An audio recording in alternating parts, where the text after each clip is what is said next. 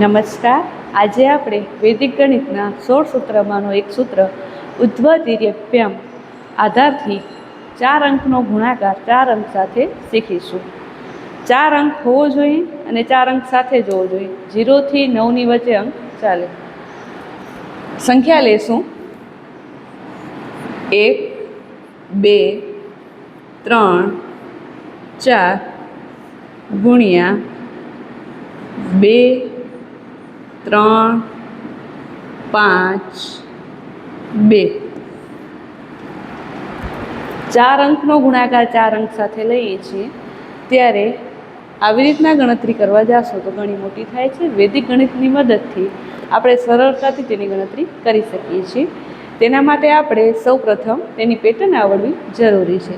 તેની પેટર્ન છે ઊભો, ચોકડી, ઊભો ચોકડી, ડબલ ચોકડી, ઊભો ચોકડી, ચોકડી, ઊભો.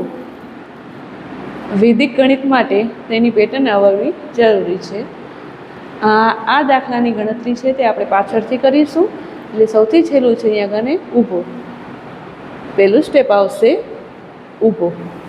પાછળથી જોવાનું છે ઊભો. અહીંયા શું છે 4 અને 2 એ ગુણાકારની નિશાની છે એટલે આપણે અહીંયા ગુણાકાર જ કરવાનો છે. 4 ગુણ્યા 2, 4 દુ 8. 8 આવ્યા એટલે અહીંયા લખશું 8. ત્યારબાદનો બીજો સ્ટેપ છે ચોકડી. બીજા સ્ટેપમાં કરશું ચોકડી. ઊભાની બાજુવાળું જ છે ચોકડી એટલે આની બાજુવાળું જ લેવાનું છે કે આ બંનેનું શું કરવાનું છે ચોકડીમાં ગુણાકાર. 4 અને 5 સામે છે અને 3 અને 2 સામે છે તો તેનું કરશું ગુણાકાર. 5 ચોક 20, 3 દુ 6. બંનેનો ગુણાકાર થઈ જાય ત્યારબાદ આ બંનેનો સરવાળો કરવાનો છે. 20 ને 6 26. હવે 26 આવી ગયા તો આખા 26 આપણે અહીંયા મૂકી દેવાના નથી. તેનો એકમનો સ્થાન છે 6 તે અહીં મૂકશું અને 2 વધી હાથમાં રાખીશું. બાળકને જ્યારે દાખલા કરાવી છે ત્યારે આખું મોઢે કરવાનું રહેશે પણ કેવી રીતના કરવાનું છે તેની સમજણ જોઈએ છીએ. આ 2 વધી હાથમાં એટલે આ રીતના હાથમાં રાખવાની છે. ત્યારબાદ છે ઊભો ચોકડી. તેનામાં ઊભામાં આનો વારો આવી ગયો છે, ચોકડી આવી રીતના આવી છે એટલે હવે શું આવ્યું છે ઊભો એટલે આનો વારો આવશે ઊભો ને આ થશે એની ચોકડી. ઊભો ચોકડી.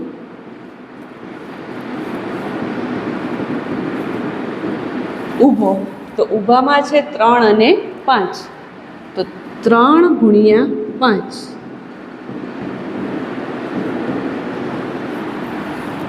આ આવી ગયો એટલે આ જોવાનું છે 3 ગુણ્યા 4.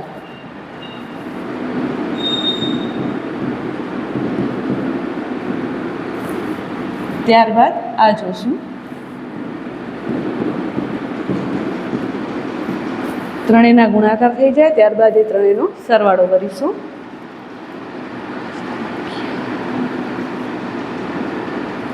હવે અહીંયા આવ્યા 31. આગળની જેમ જ તેનું એકમનું સ્થાન છે ત્યાં મૂકવાનો છે પણ આગળની જે 2 વધી છે તે ઉમેરવાનું ભૂલવાનું નથી. એટલે તેમાં ઉમેરશું 2 એટલે થયા 33. 33નું એકમનું સ્થાન છે 3. અહીંયા લખીશું 3 અને આ 3 છે તે વધી રાખશું હાથમાં.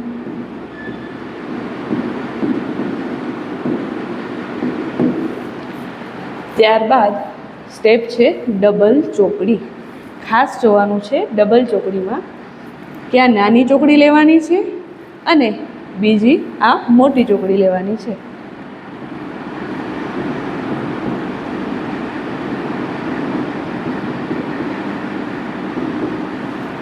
નાની ચોકડીમાં છે 3 ગુણ્યા 3 અને 2 ગુણ્યા 5.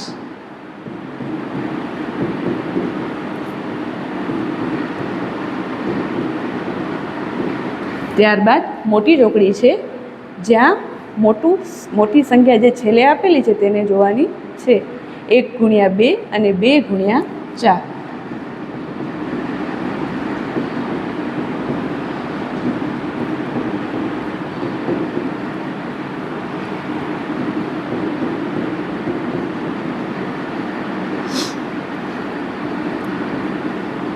કેટલા આવ્યા? 29. 29 છે. આગળની જે 3 વધી હાથમાં રાખી છે તે અહીંયા ઉમેરવાની છે.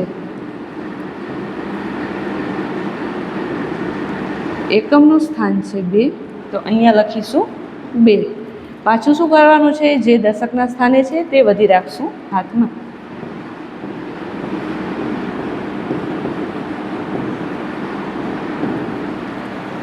પહેલો, બીજો, ત્રીજો, ચોથો ને હવે 5મો સ્ટેપ પાછો આવે છે ઊભો ચોકડી. આનામાં ઊભો ચોકડી પાછળથી લીધી હતી 3 સંખ્યામાં. હવે આનામાં ઊભો ચોકડી છે ત્યારે આપણે આ 3 સંખ્યાને ધ્યાનમાં લેવાનું છે, પાછળની સંખ્યાને ધ્યાનમાં લેવાનું નથી. આનામાં જોશું ઊભો એટલે 2 ગુણ્યા 3 અને ચોકડી આવે છે તો તેના સિવાયની સંખ્યા કઈ છે? તો 2 ગુણ્યા 3 અને 1 ગુણ્યા 5.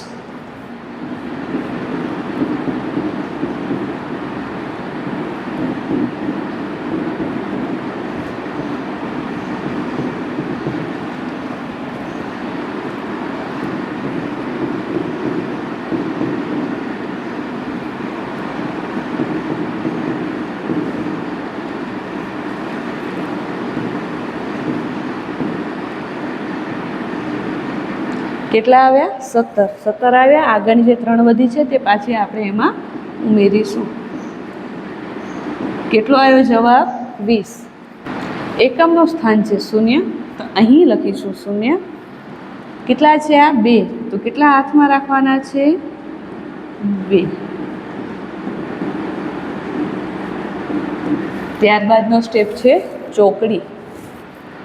ચોકડીમાં કઈ ધ્યાનમાં લેવાની છે? 2 અંકની. 2 ગુણ્યા 2 અને 1 ગુણ્યા 3.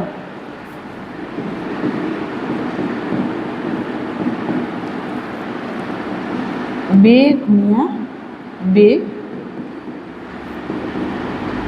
3 ગુણ્યા 1. કેટલી વધી હાથમાં હતી? તો 2. કેટલા ઉમેરશું? 2. કેટલા આવ્યા? 9. એક જ અંક છે 9 એટલે આપણે ડાયરેક્ટ અહીંયા શું લખી નાખશું? 9. ત્યારબાદ છેલ્લો સ્ટેપ છે ઊભો. હવે તો ખ્યાલ આવી ગયો હશે કે પાછળથી ઊભો આવતો તો આગળથી ઊભો શું આવશે? 1 ગુણ્યા 2. શું આવ્યા? 2. આગળની વધી છે નથી તો તેમાં ઉમેરવાની નહીં. કેટલા આવ્યા? 2, તો અહીંયા લખી નાખશું 2. તો જવાબ આવે છે 2, 9, 0, 2, 3, 6, 8. હા, વૈદિક ગણિતમાં 4 અંકનો જ્યારે ગુણાકાર કરીએ છીએ ત્યારે તમે 0 થી 9 વચ્ચેની બધી જ સંખ્યાનો ગુણાકાર કરી શકો છો. હા, જ્યારે મોટી સંખ્યા લ્યો છો ને તમારો જવાબ આવે છે 108, તો 8 છે તે જ અહીંયા લખવાના છે. 10 વધી છે એ પાછળનો સ્ટેપ કરી છે એમાં ઉમેરવાની છે. આવી રીતના આપણે સરળતાથી 4 અંકનો ગુણાકાર કરી શકીએ છીએ. અસ્તુ.